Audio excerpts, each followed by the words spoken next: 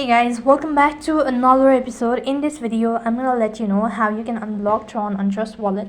So in order to unblock Tron on Trust Wallet, you just have to follow the steps.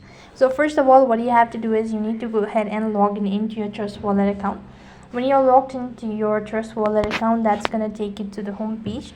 So from the home page, you need to go ahead and select Tron. If you're unable to locate Tron, then you just have to go ahead and press the plus icon from the top right and then toggle the button for these.